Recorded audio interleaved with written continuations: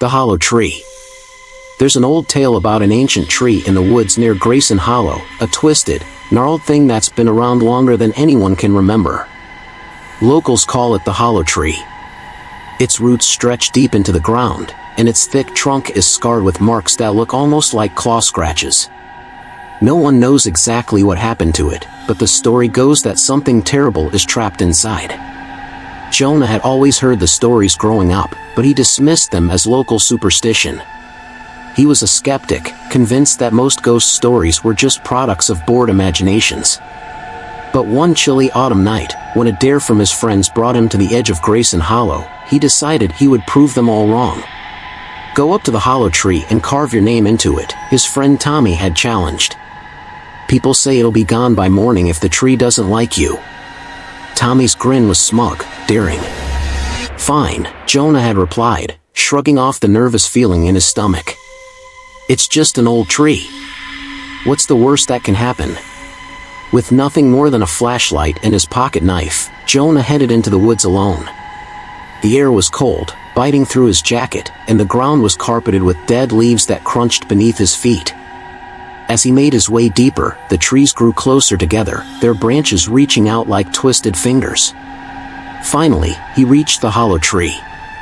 It loomed in the moonlight, larger than he'd imagined, with bark so dark it looked almost black. The tree's trunk was hollowed out in the center, creating a deep, narrow opening that seemed to stretch down into darkness. Its branches twisted in unnatural directions, giving it an almost human shape. Ignoring the prickling sensation on the back of his neck, Jonah approached the tree. As he got closer, he noticed the deep, jagged marks running down the bark. They looked less like scars and more like scratches, as if something inside had been clawing its way out. He swallowed hard and tried to shake off his unease. "It's just a tree," he muttered to himself, flipping open his pocket knife. With one last glance at the tree's hollowed opening, he pressed the blade to the bark and began carving his initials. But as he carved, a strange sound echoed from deep within the tree. It was a low, rhythmic noise, almost like breathing. He froze, the knife slipping from his fingers as he stared into the darkness of the hollow. The sound stopped, leaving only the rustling of leaves in the silence. Jonah laughed nervously, trying to convince himself it was just an animal hiding in the tree, maybe a raccoon or an owl. But when he reached down to pick up his knife, he saw something strange in the soil by the tree's roots, a scattering of small bones, bleached white by the elements. Some of them looked disturbingly like human fingers. He took a step back, heart pounding in his chest. His flashlight flickered, casting strange shadows on the tree's twisted branches. Then, just as he was about to turn and leave, he heard it, a faint, whispering voice coming from deep within the hollow. "Jonah." He froze. The voice was soft, barely a whisper, but unmistakably saying his name. "Jonah, please." The voice was pleading, desperate. He glanced back at the tree's hollow, his heart hammering in his chest. Against every instinct telling him to run, he leaned forward, trying to peer into the darkness. Who's there?" he whispered, his voice barely audible. The whispering stopped, replaced by a silence so heavy it pressed down on him. And then he saw it, a glint of something deep within the hollow, a pair of eyes staring back at him. They were dark, almost pitch black, with a faint shimmer, like oil slick on water. A chill ran down his spine, and he took a step back. But as he did, the eyes followed, moving closer, until he could make out the faint outline of a face in the darkness. It was pale, gaunt, with sharp cheekbones and thin, cracked lips that stretched into a twisted smile.